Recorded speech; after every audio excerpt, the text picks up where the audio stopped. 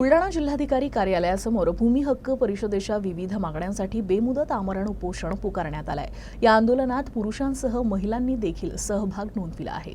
ताब्यात असलेल्या जमिनीचे कायम पट्टे देण्यात यावे, वनविभागाने चुकीची कारवाई करू नये, वनजमिनीत पेरण्याची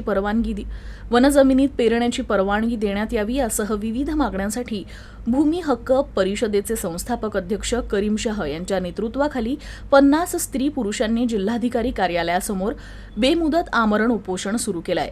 वनजमिनी आणि गायरान जमिनी संदर्भात जिल्हा प्रशासनानं दखल घेऊन तात्काळ न्याय द्यावा अशी मागणी भूमी हक्क परिषदेचे संस्थापक अध्यक्ष करीम शाह यांनी केली। भूमी हक्क परिषद महाराष्ट्राच्या वतीने 4 मार्च 2024 पासून या ठिकाणी बुलढाणा जिल्ह्यातील गायरान व वन जमिनीचे कायम पट्टे या ठिकाणी प्रशासनाने आम्हाला द्यावे आणि वन जमिनी धारकांच्या अतिक्रमण धारकांच्यावर होत असलेल्या वन विभागाकडून जो अन्याय होत आहे त्याच्या संदर्भामध्ये आम्ही आजपासून 50 स्त्री पुरुषांनी या ठिकाणी जिल्हाधिकारी कार्यालयासमोर उपोषण सुरू केलेले आहे आणि या लढ्याला त्वरित या ठिकाणी न्याय द्यावा शासनाने अशी आमची मागणी आहे।